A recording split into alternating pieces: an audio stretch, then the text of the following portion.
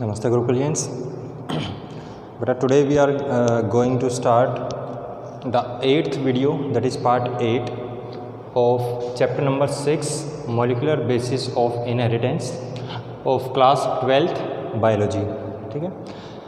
In previous video, that is video number 7, we have covered mutation, what are mutagens, and the structure, secondary structure and tertiary structure of tRNA, transfer RNA. ठीक है.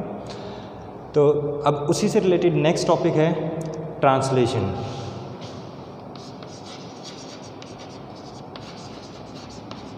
Translation क्या है? The process of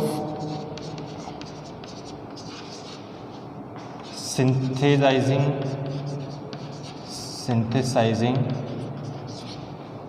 protein from mRNA. ठीक है. तो mRNA के ऊपर जो सीक्वेंस है कोडोन्स की, that sequence is going to decide the sequence of amino acid in protein. ठीक है. ये बात मैंने पहले भी करी थी, पिछले वीडियो लेक्चर में भी करी थी मैंने. ठीक है. तो ये जो ट्रांसलेशन प्रोसेस है, इसके अंदर 3 स्टेप हैं. The first step is initiation, second elongation,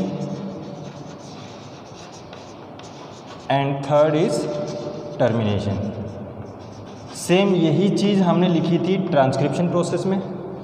that process is also completed into 3 steps, initiation, elongation and termination. Same चीज़ यहाँ पे है. तो सबसे पहली चीज़, ट्रांसलेशन प्रोसेस होती कहाँ पे है? अब ध्यान से देखो कि प्रोकैरियोट्स के अंदर प्रोकैरियोट और यूकैरियोट में क्या डिफरेंस बनेगा? यहाँ पे प्रोकैरियोट के अंदर there is absence of nuclear membrane होती ही नहीं है. तो जो डीएनए होगा वो ऐसे ही पड़ा है यहाँ पे साइटोप्लाज्म में. ठीक है. अब इस डीएनए से क्या बना? एमआरएनए बना. तो जैसे ही डीएनए से एमआरएनए बनना स्टार्ट हुआ, उसी टाइम यहाँ पे क्या हो जाती है? प्रोटीन बनना स्टार्ट हो जाता है through the process of translation. कैसे? जो मैंने ट्रांसक्रिप्शन में ये ऐसा डायग्राम बनाया था आपका, यहाँ से ये जो आरएनए बनना स्टार्ट हुआ, ये मैंने डॉटेड दिखाया था. यहाँ पे दोबारा डॉटेड दिखा देता हूँ ताकि आपको याद आ जाए फिर से. ये ऐसे बनाया था. ये इसका 5' एंड था जिसके ऊपर हमने कैपिंग करी थी 7-मिथाइल ग्वेनोसिन ट्राइफॉस्फेट. ठीक है. 3' एंड बनता रहेगा. तो जैसे ही यहाँ से बनना स्टार्ट हुआ, यहाँ पे क्या हो जाएगा? राइबोसोम आके अटैच होएगा. ठीक है. और इस राइबोसोम ने साथ ही साथ क्या बनाना स्टार्ट कर देना है? प्रोटीन बनाना स्टार्ट कर देना है. सो एक पॉइंट आएगा that in prokaryotes transcription and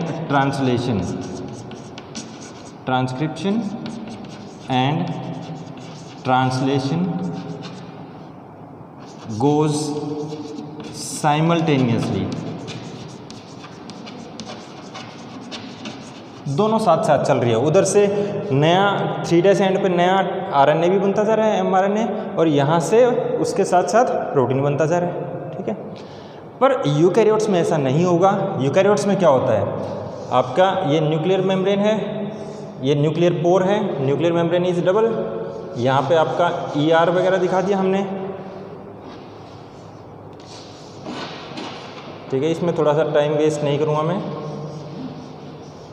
तो ये ER है, राइबोसोम है आपके ER के ऊपर. ठीक है. डीएनए आपका यहाँ पे. सो जो प्रोसेस ऑफ ट्रांसक्रिप्शन हुई, डीएनए से एमआरएनए बनना, वो कहाँ पे हुआ? That take place within the nucleus. अब ये जो एमआरएनए बना, mRNA, it will come out from nucleus into cytoplasm. और ये कहाँ पे आकर आ जाएगा? इस राइबोसोम के पास. ठीक है.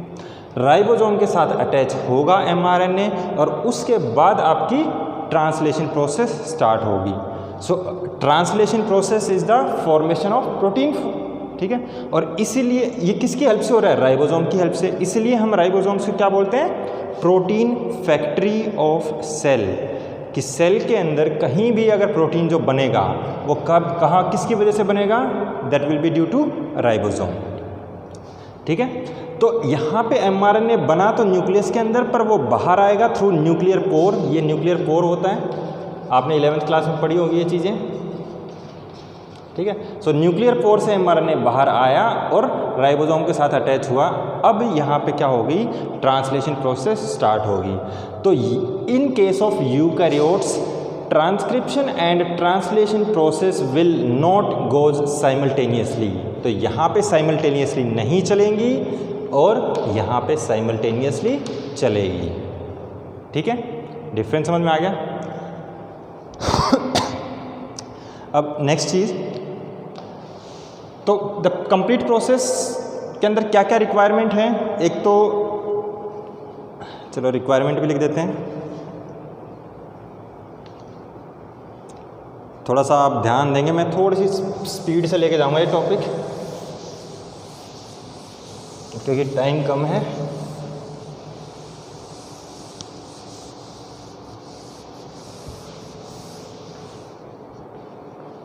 सो ट्रांसलेशन के लिए रिक्वायरमेंट्स क्या क्या हैं?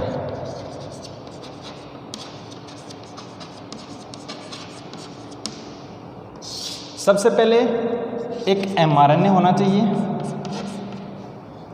mRNA के ऊपर क्या होंगे? कोडोन्स होंगे, हैविंग कोडोन्स। और उन कोडोन्स की सीक्वेंस के बेसिस पे ही आपका अमीनो एसिड बनना है। एक tRNA होना चाहिए, ठीक है। ये क्या करेगा? Transport amino acid. एक हमारे पास राइबोसोम होना चाहिए। राइबोसोम की भी 2 यूनिट होती हैं, स्मॉलर एंड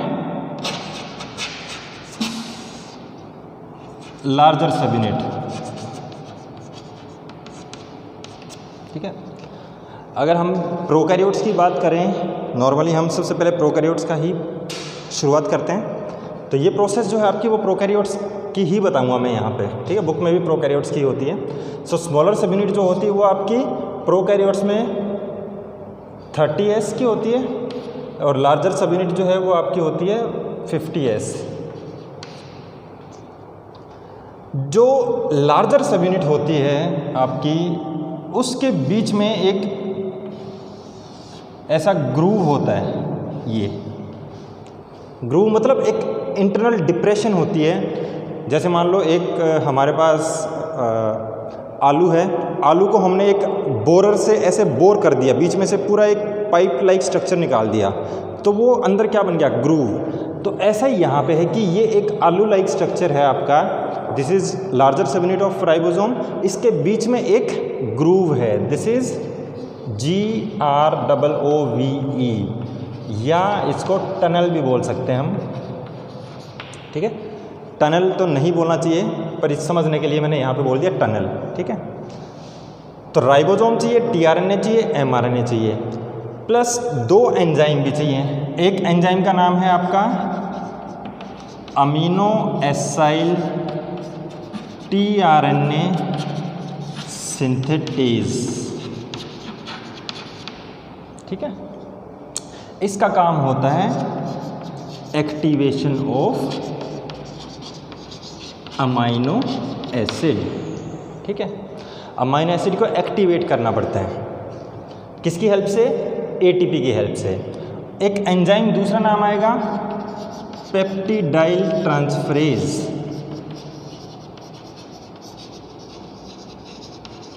नाम से पता चल रहा है ट्रांसफ़र करना है इसने। ये क्या करवाएगा? It will transfer amino acids, transfer करवाएगा। यहाँ पे मैंने लिखा है ट्रांसपोर्ट, यहाँ पे लिखा मैंने ट्रांसफ़र, ठीक है। दोनों में डिफरेंस क्या है वो अभी आप जब डायग्राम बनाऊंगा तब आपको समझ में आएगा, ठीक है। So these are requirements for translation,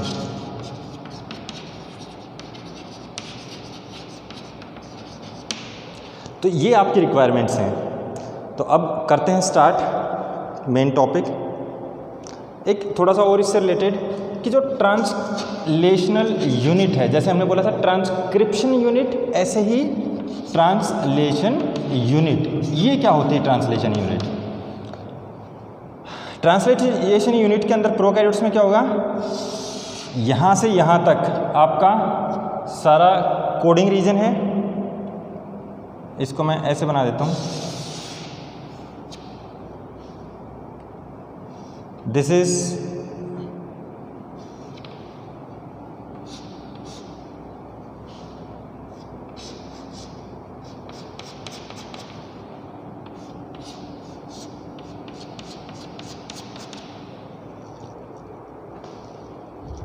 देखो ध्यान से समझना, this is start codon,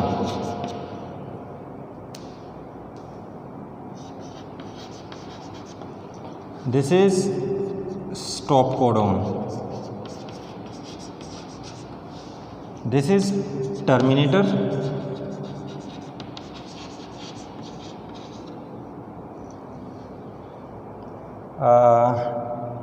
this is,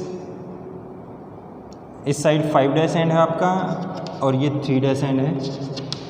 so this is 5 dash and UTR, और ये है आपका 3 डैश एंड का UTR। UTR क्या है? दिस इज अनट्रांसलेटेड रीजन, मतलब ये mRNA का वो रीजन है जिसकी ट्रांसलेशन नहीं होगी, ठीक है। और ये है आपकी कैप रीजन। तो ये वाला रीजन क्या, कौन सा रीजन है जहाँ पे आपका राइबोसोम आके अटैच होगा, ठीक है।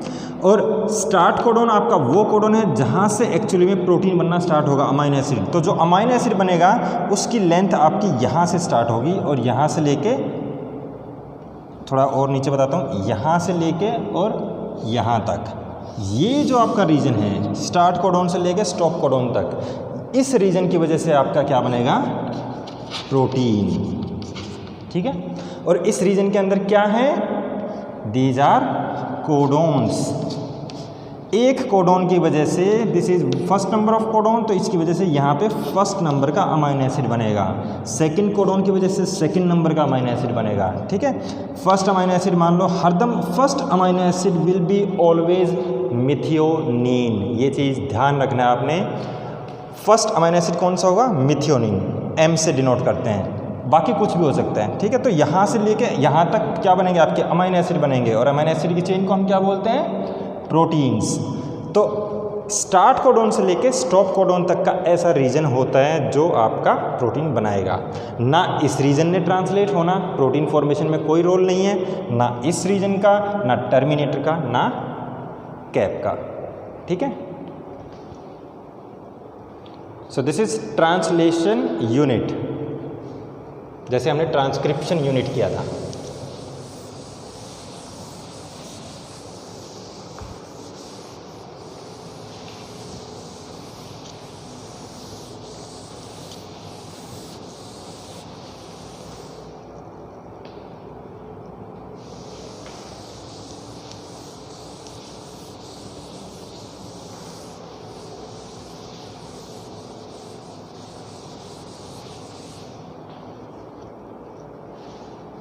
अब आ जाते हैं आपकी, स्टार्ट करते हैं the first step of transcription, initiation.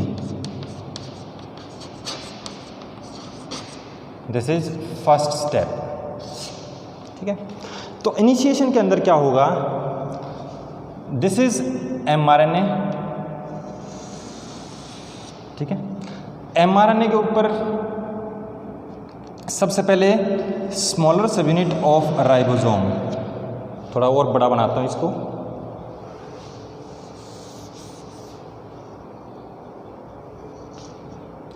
Smaller subunit of ribosome आगे अटैच होगी, ठीक है।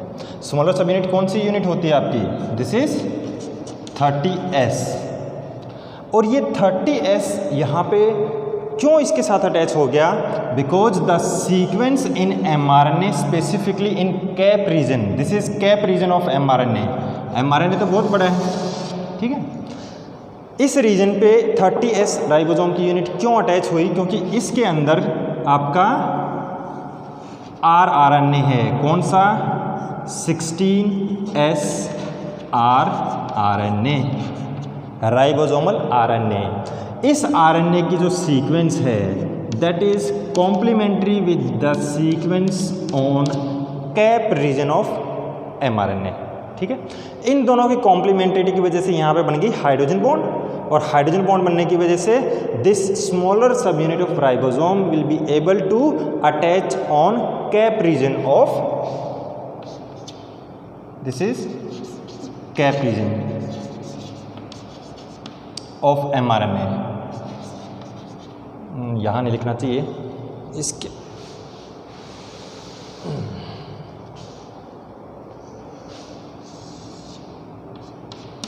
ठीक है। तो जैसे ही ये चीज़, ये मैं यहाँ पे लिख देता हूँ, दिस इज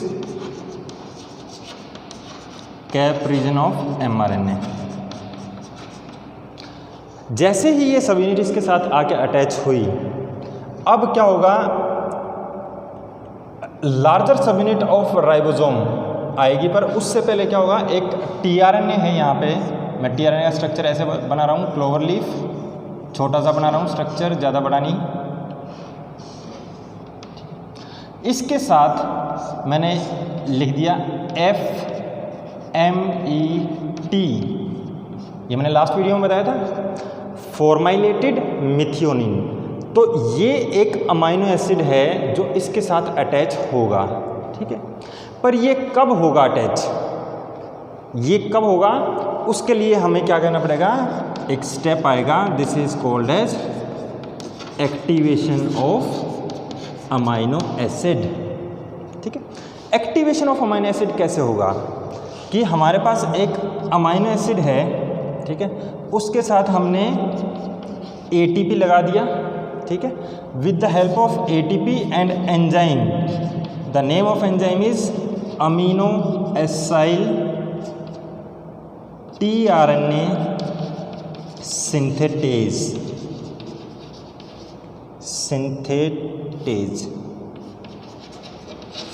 तो ये क्या करेगा? There will be formation of complex of AA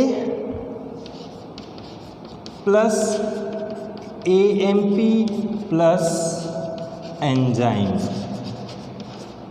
ये एक कॉम्प्लेक्स बन गया, और यहाँ पे क्या होगा? पायरोफॉस्फेट PPI ये निकल जाएगा। 2 फॉस्फेट तो निकल गए, और एक फॉस्फेट जो है ATP का वो AMP मोनोफॉस्फेट यहाँ रह गया, amino acid plus monophosphate plus enzyme, ये बन गया कॉम्प्लेक्स, ठीक है। तो अब इसको हमने क्या बोल दिया? This is your activated amino acid, ठीक है। Now this activated amino acid will bind with tRNA, ठीक है। तो नेक्स्ट में क्या होगा? ये आपका फर्स्ट उसका A पॉइंट था, सेकंड पॉइंट है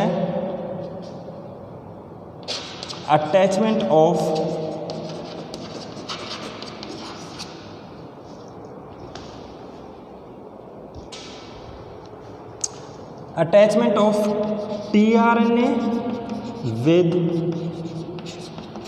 अमीनो एसिड, ठीक है। This is second step. तो इसके अंदर क्या होगा?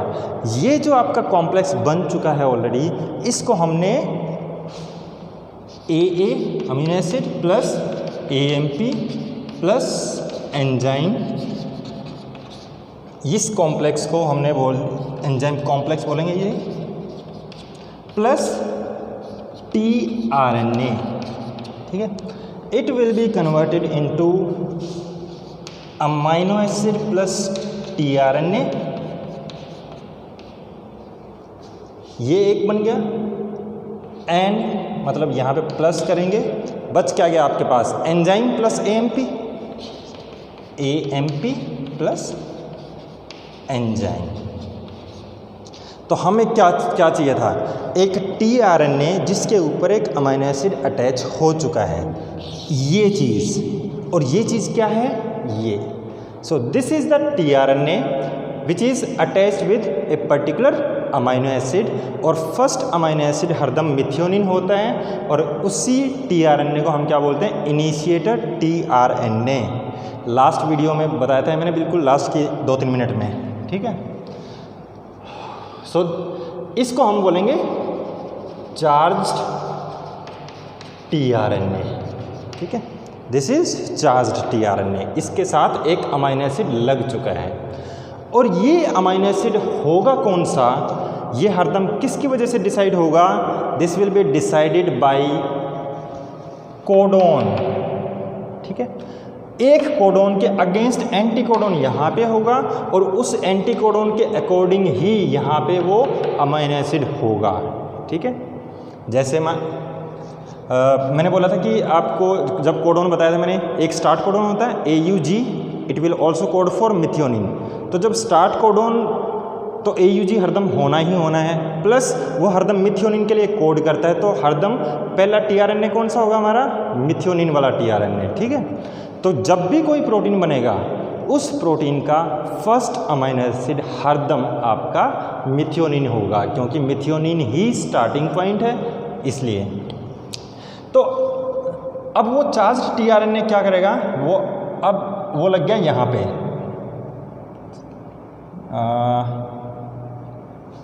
अगर इसको मैं थोड़ा सा अब यहाँ पे शिफ्ट कर दूँ, ये अटैचमेंट तो हो चुकी है, ठीक है। ये मैं यहाँ से रब कर रहा हूँ, ये पॉइंट ध्यान रखना, नीट में ये पूछा जा सकता है कि ये अटैचमेंट किसकी वजह से हुई, due to complementarity in 16S rRNA of smaller subunit, ठीक है। अब यहाँ पे कुछ भी कोड होगा, तो यहाँ आपका मान लो दिस इज AUG, ये तो हमने बोला कि भाई ये स्टार्ट कोडोन होगा हरदम। सो ये AUG के ऊपर ये टीआरएनए आके लगेगा अब,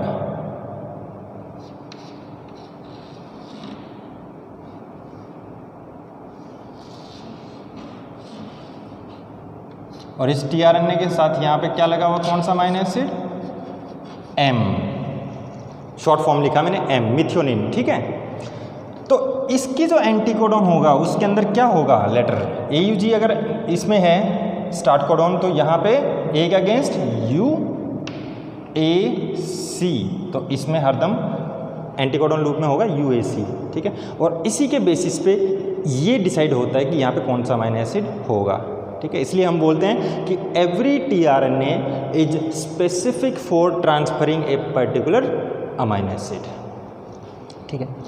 अब जैसे ही ये यहाँ पे अटैच हो गया, now the larger subunit will come, ठीक है, and join the smaller subunit, but larger subunit has 3 groove like structure, और वी से साइट, ठीक है। This is A site, acceptor site भी बोलते हैं इसको,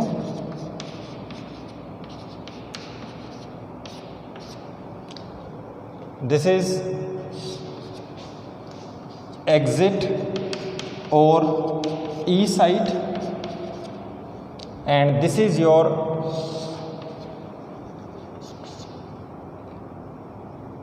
P साइट, पूरा नाम है पेप्टिडाइल ट्रांसफर साइट, ठीक है। तो 3 साइट हैं, this is A, P and this is E site, ठीक है। सबसे पहला जो आपका होगा फर्स्ट कोडोन, वो हरदम P साइट की तरफ आएगा, ठीक है। मतलब अटैचमेंट ही इस तरीके से होगी कि P साइट पे आपका फर्स्ट कोडोन आ जाए, स्टार्ट कोडोन। तो उसके आगे यहाँ पे दूसरा कोडोन भी होगा कोई, सो AUG के बाद मैं मान लो बोल दिया मैंने CUA, ठीक है। तो इसके अगेंस्ट यहाँ पे एक दूसरा अमीनो एसिड भी आएगा, उसके ऊपर कौन सा अमीनो एसिड होगा, that will be decided by the codon in mRNA, जो कोडोन यहाँ पे होगा उसके अगेंस्ट यहाँ पे एंटी कोडोन, और उस एंटी कोडोन के बेसिस पे यहाँ पे दूसरा अमीनो एसिड। मान लो अब मैं यहाँ पे नाम नहीं लिख रहा हूँ, this is second amino acid. ठीक है, ध्यान से देखना, फर्स्ट पे मिथ्योनिन होगा हरदम, ये आपका सेकेंड अमीनो एसिड, ये ए साइट पे है, एक्सेप्टर साइट पे। अब यहाँ तक ये जो चीज़ हुई है, this is your initiation, first step. Book में जाके ध्यान से डायग्राम देखना है आपने, ठीक है। ये है आपकी इनिशिएशन। सेकंड स्टेप पे आ जाते हैं अब, इलोंगेशन।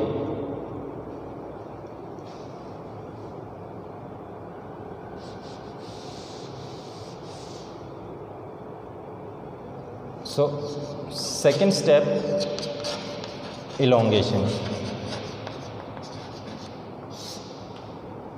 तो ये वाला मिटा देता हूँ मैं सारा।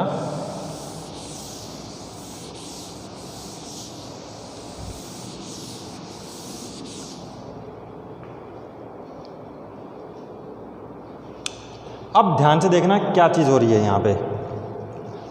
जैसे ही यहाँ पे ए साइट पे दूसरा टीआरएनए आया with a particular amino acid, ये मैंने जहाँ पे 2 नंबर अमीनो एसिड लिखा है, ठीक है।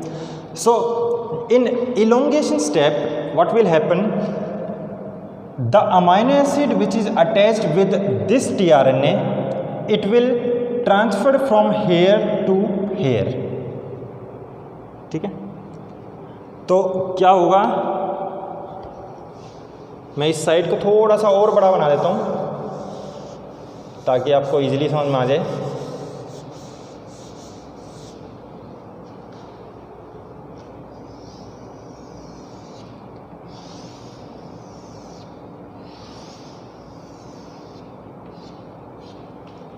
ठीक है, तो इसका amino acid, first amino acid will always go to the tRNA of second.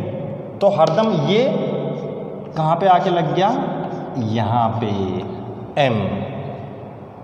अब क्या हो गया, यहाँ से ये टीआरएनए बच गया खाली, अमीनो एसिड तो इसका गया। Now this tRNA will move to E site, exit site पे आ गया। ठीक है, और खाली है, इसके पास अमीनो एसिड नहीं है, एग्जिट साइट से ये हो जाएगा बाहर। ठीक है, अब क्या होगा, यहाँ पे आ गया आपका ये वाला जिसके पास अब 2 अमीनो एसिड हो चुके हैं। ठीक है, तो ये 2 अमीनो एसिड कैसे दिखाएंगे हम यहाँ पे, this is 2, this is first वाला M। अब यहाँ क्या होगा, यहाँ पे आ गया एक नया charged tRNA which is having next amino acid. ठीक है, और वो नेक्स्ट अमीनो एसिड क्या होगा, जो नेक्स्ट कोडोन होगा। मतलब ये आपका राइबोसोम अब आगे सरकता जा रहा है, जैसे जैसे 3-3 लेटर का सेट ए में आएगा, उस ए के अकॉर्डिंग ए साइट के अंदर आएगा, तो ये ए साइट के अकॉर्डिंग जो कोडोन होगा उसके अकॉर्डिंग वहाँ पे चार्ज टीआरएनए आएगा विद अमीनो एसिड, और ये आ गया जैसे। ठीक है, अब क्या होगा, ये 3rd नंबर का जो अमीनो एसिड है इसके ऊपर ये फर्स्ट और सेकेंड वाला टूट के इसके ऊपर आ जाएगा 2M। ठीक है, तो ये सीरीज ऐसे चलती रहेगी। ये क्या हो गया, ये तो खाली हो गया, अब ये खाली हो गया तो ये जाएगा ई साइड पे, ई साइड से बाहर, पी साइड खाली हो गई, पी साइड खाली होते क्या होगा, ये 3 लेटर वाला टीआरएनए आ गया यहाँ पे, राइबोसोम फिर मूव कर गया आगे, नई ए साइट आ गई, 3 लेटर का कोड। तो राइबोसोम आपका ऐसे मूव करता जा रहा है फ्रॉम 5' टू 3' mRNA।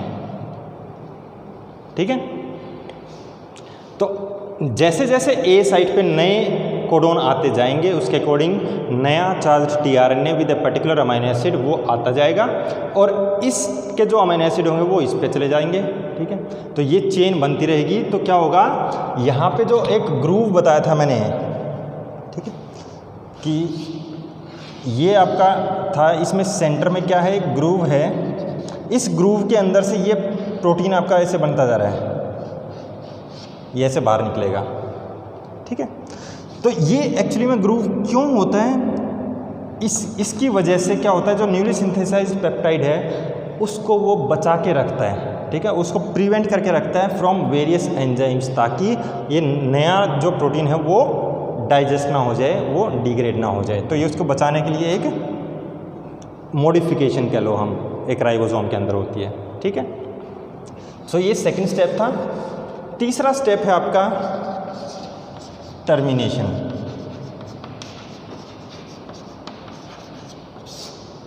टर्मिनेशन के अंदर क्या होगा कि हमारा राइबोसोम मूव करता हुआ mRNA के ऊपर एक ऐसी जगह पे चला गया जहां पे ए साइट पे क्या हो गया, स्टॉप कोडॉन आ गया। स्टॉप कोडॉन कौन से होते हैं? There are 3 stop codons, UAA, UAG and UGA। So these are stop codons. इनके एक स्पेसिफिक नाम भी हैं, अगर बाई चांस कभी नीट में पूछे, वैसे तो शायद मुश्किल है गुंजाइश पूछने की। इसको बोलते हैं हम ओक्रे, OCHRE, ओक्रे। इसको बोलते हैं एम्बर, AMBER, और तीसरे को बोलते हैं ओपल, ठीक है। Ochre, amber, opal, UAA, UAG, UGA, these are stop codons. तो मैं कह रहा हूँ कि भाई यहाँ पे जब ये मूव करता चला गया तो कहीं ना कहीं स्टॉप कोडॉन होगा ट्रांसलेशन यूनिट में। तो यहाँ पे आ गया आपका UAA। तो जैसे ही UAA आया, आपका जो tRNA है वो तो आएगा, पर उसके साथ कोई अमाइनो एसिड नहीं आएगा, ठीक है, क्योंकि स्टॉप कोडॉन के अगेंस्ट कोई भी चार्ज्ड tRNA नहीं आता। वहाँ पे क्या आएगा, एक सिंपल tRNA आएगा, ठीक है।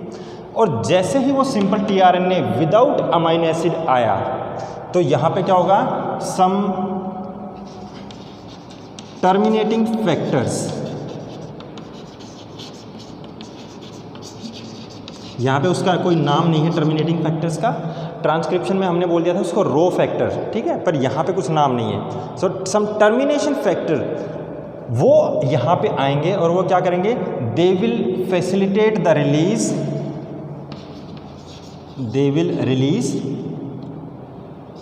tRNA, mRNA, both subunit of ribosome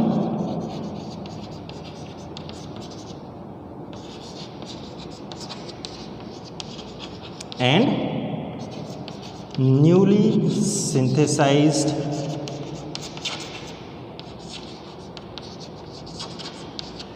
protein, ठीक है। तो वो कब होगा, जब यहाँ पे mRNA के अंदर स्टॉप कोडॉन आ गया। जैसे ही एनकाउंटर हुआ स्टॉप कोडॉन का ए साइट पे, तो उसके अगेंस्ट कोई भी नया tRNA नहीं आया, charged tRNA with amino acid, सिर्फ खाली tRNA आया। तो अब क्या होगा, जो टर्मिनेशन फैक्टर है वो क्या करेगा, लार्जर सबयूनिट को अलग करवा देगा, स्मॉलर सबयूनिट को अलग करवा देगा, mRNA अलग हो जाएगा, tRNA भी अलग हो जाएगा, और जो यहाँ पे ग्रूव के अंदर प्रोटीन बन चुका था अब वो भी अलग हो जाएगा। तो सारी चीज़ अलग अलग हो गई। तो इसकी वजह से क्या बोल दिया हमने इस स्टेप को, टर्मिनेशन। तो टर्मिनेशन में भी कुछ फैक्टर्स की रिक्वायरमेंट है और इनिशिएशन में भी कुछ फैक्टर्स की रिक्वायरमेंट होती है, ठीक है। इनिशिएशन में ये पॉइंट मैंने बताना भूल गया था मैं। सो इनिशिएशन फैक्टर्स जो हैं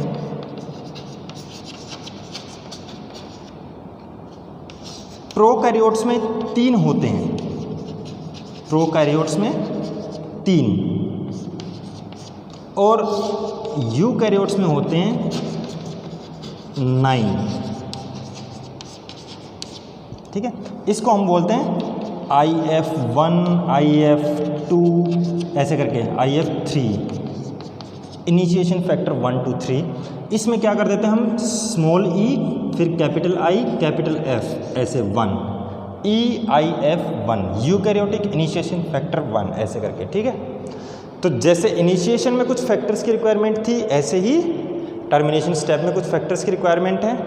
तो ये आपका जो ट्रांसलेशन प्रोसेस है वो कंप्लीट हो गई है।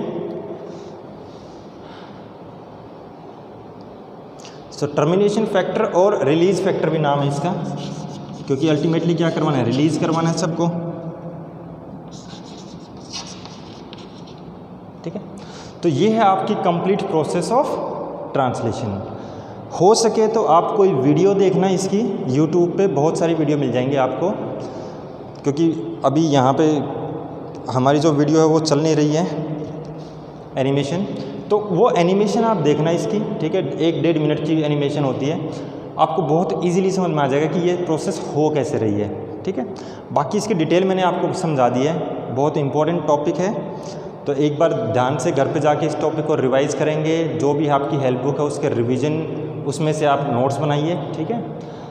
नेक्स्ट टॉपिक है जो हम स्टार्ट करेंगे ओपेरॉन वाला, ठीक है, रेगुलेशन ऑफ जीन एक्सप्रेशन, ठीक है। तब तक के लिए थैंक यू, गुड बाय।